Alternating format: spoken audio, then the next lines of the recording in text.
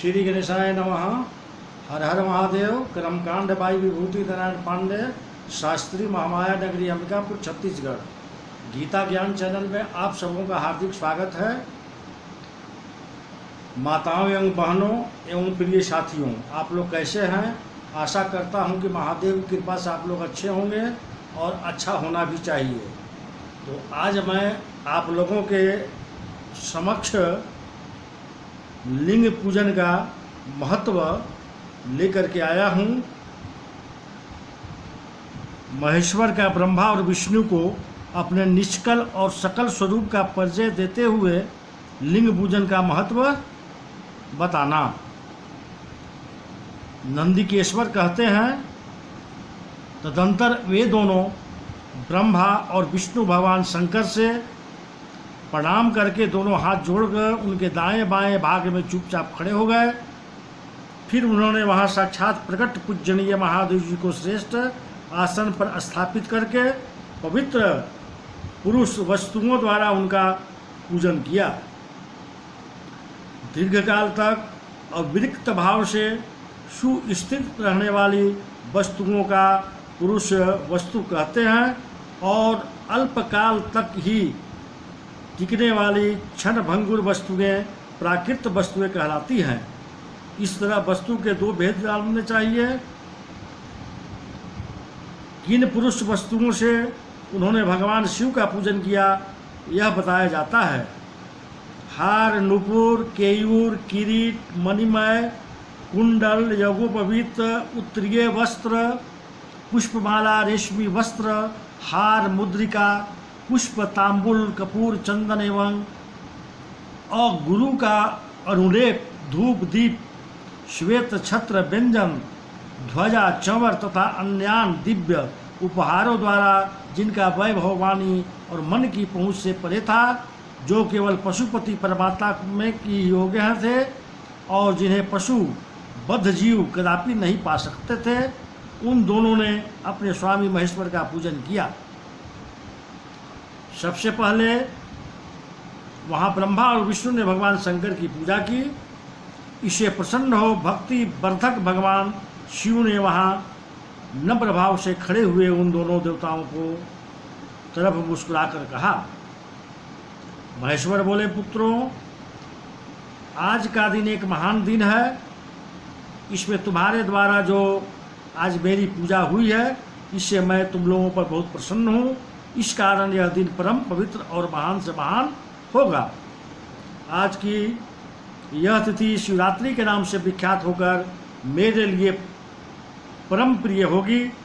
इसके समय में जो मेरे लिंग निष्कल अंग आकृति से रहित निराकार स्वरूप के प्रतीक वेर सकल साकार रूप के प्रतीक विग्रह की पूजा करेगा, वह पुरुष जगत की सृष्टि और पालन आदि कार्य भी कर सकता है। जो शिवरात्रि को दिन रात निराहार एवं जितेंद्रिय रहकर अपनी शक्ति के अनुसार निश्चल भाव से मेरी यथोचित पूजा करेगा, उसको मिलने वाले फल का वर्णन सुनो।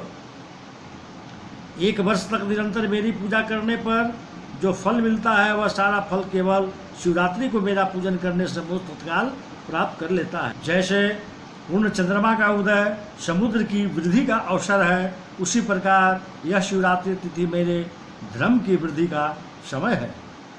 इस तिथि में मेरी स्थापना आदि का मंगलमय उत्सव होना चाहिए। पहले मैं जब ज्योतिर्मय स्तंभ रूप से प्रकट हुआ था, वह समय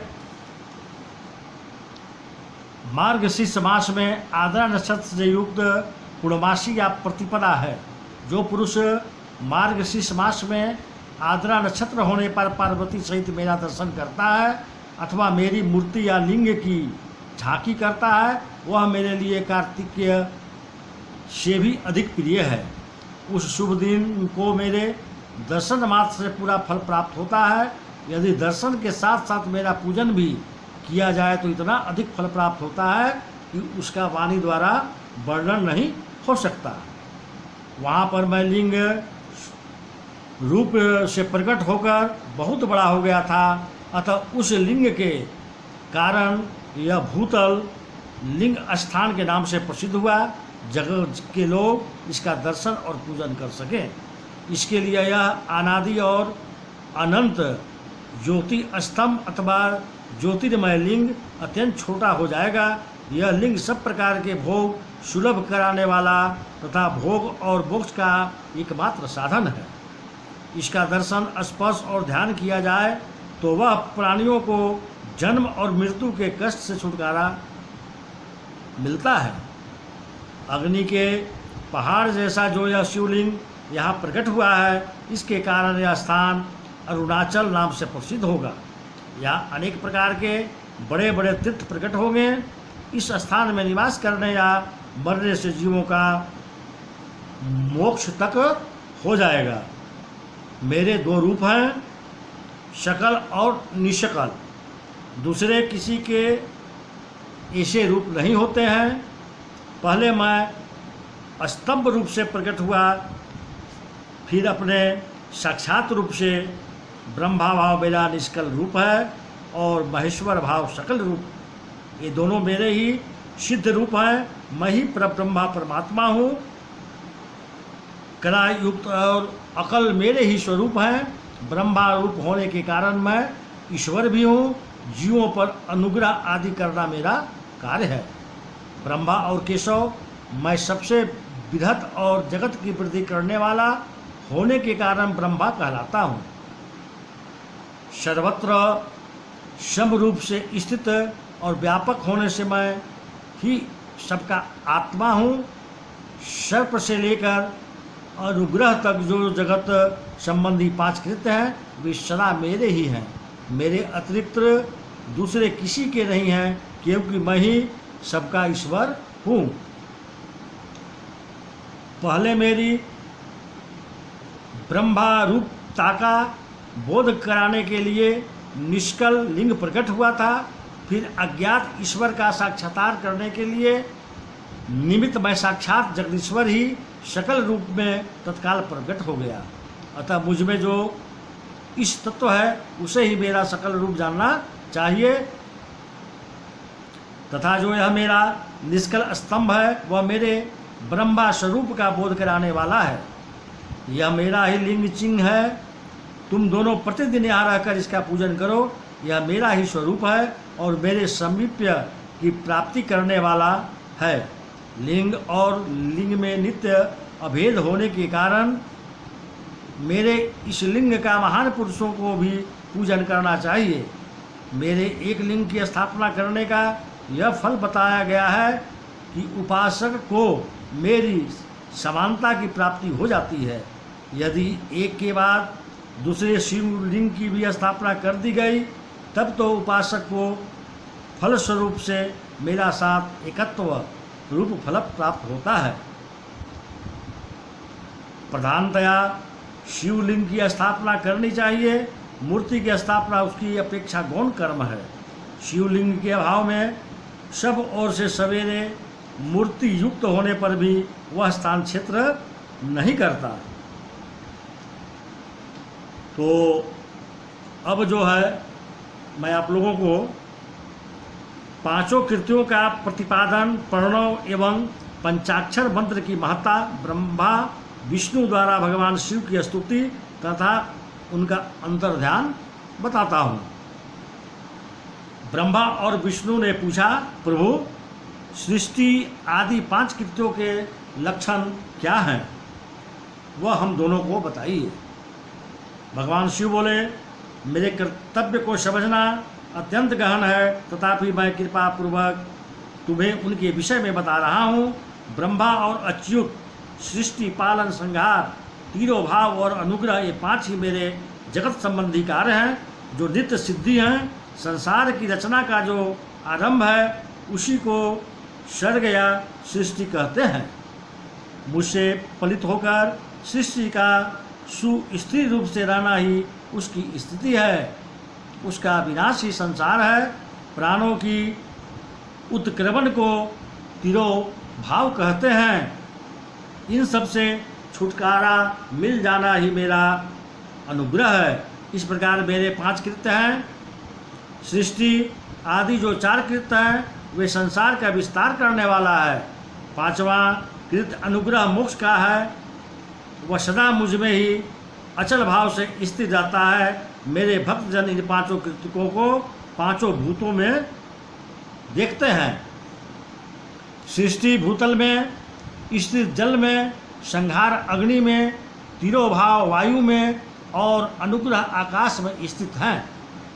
पृथ्वी से सबकी सृष्टि होती है, जल से सबकी बुद्धि एवं जीवन की रक्षा होती है, आग सबको जला देती है, वायु सबको एक स्थान से दूसरे स्थान ले जाती है और आकाश सबको अनुग्रहित करता है। विद्वान पुरुषों को यह विषय इसी रूप में जानना चाहिए। इन पांचों कृत्यों का भार वहन करने के लिए कि मेरे 5 मुख हैं, 4 दिशाओं में 4 मुख हैं और उनके बीच में 5वां मुख है। पुत्रों, तुम दोनों ने तपस्या करके प्रसन्न हुए मुझ परमेश्वर से सृष्टि और स्थिति नामक 2 कृत्य प्राप्त किए हैं। ये दोनों तुम्हें बहुत प्रिय हैं। इसी प्रकार मेरी विभूति स्वरूप रुद्र और महेश्वर में 2 अन्य उत्तम कृत्य संहार और तिरोभाव मुझसे प्राप्त किए हैं, परंतु अनुग्रह नामक कृत्य दूसरा कोई नहीं कर पा सकता। रुद्र और महेश्वर अपने कर्म को भूले नहीं हैं, इसलिए मैंने उनके लिए अपनी समानता प्रदान की है। वे रूप वेश कृत्य वाहन आसन और आयुध आदि मेरे समान ही हैं। मैंने पूर्व काल में अपने स्वरूपभूत मंत्र का उपदेश दिया है जो ओंकार के रूप में प्रसिद्ध है। वह महामंगलकारी मंत्र है। सबसे पहले मेरे मुख से ओंकार ओम प्रकट हुआ जो मेरे स्वरूप का बोध कराने वाला है। ओंकार वाचक है और मैं वाच्य हूँ। यह मंत्र मेरा स्वरूप ही है। प्रतिदिन ओंकार का निरंतर स्मरण करने से मेरा ही सदा स्मरण होता है। मेरे उत्तरवर्ती मुख से आकार का, पश्चिम मुख से उकार का, दक्षिण मुख से मकार का, पूर्वी वर्त मुख से विंदु का तथा मध्यवर्ती मुख से नाद का प्रकट हुआ। इस प्रकार 5 अवयवों से युक्त ओंकार का विस्तार हुआ है।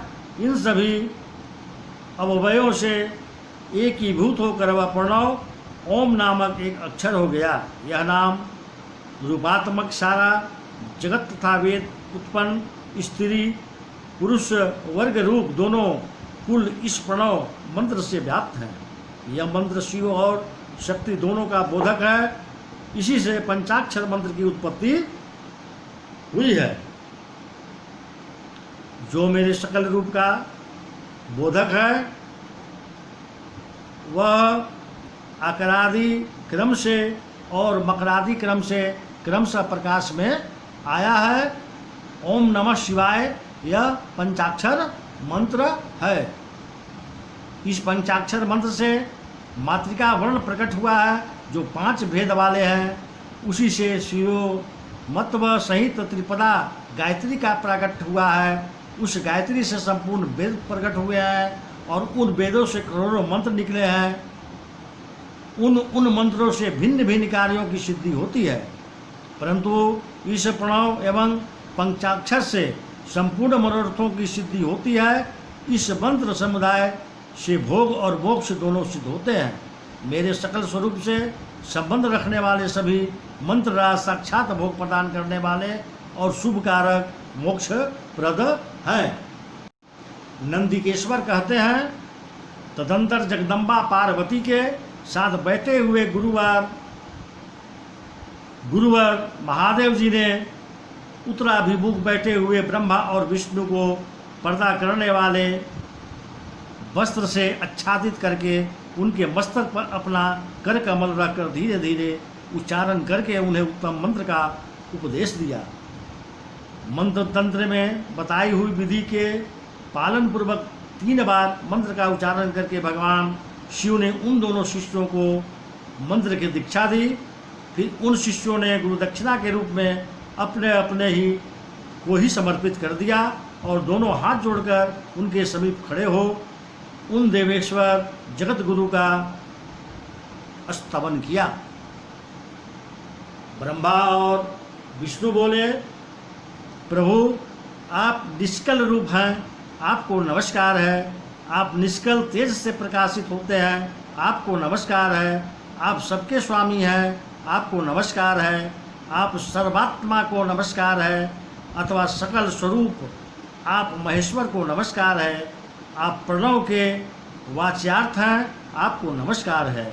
आप प्रणव लिंग वाले हैं, आपको नमस्कार है। सृष्टि पालन, संहार, तिरोभाव और अनुग्रह करने वाले आपको नमस्कार है।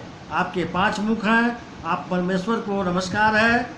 ब्रह्म स्वरूप 5 कृत्य वाले आपको नमस्कार है। आप सबके आत्मा हैं, ब्रह्मा हैं, आपके गुण और शक्तियाँ अनंत हैं, आपको नमस्कार है। आपके सकल और निष्कल 2 रूप हैं, आप सद्गुरु एवं शंभु हैं, आपको नमस्कार है। इन पद्यों द्वारा अपने गुरु महेश्वर की स्तुति करके ब्रह्मा और विष्णु ने उनके चरण में प्रणाम किया।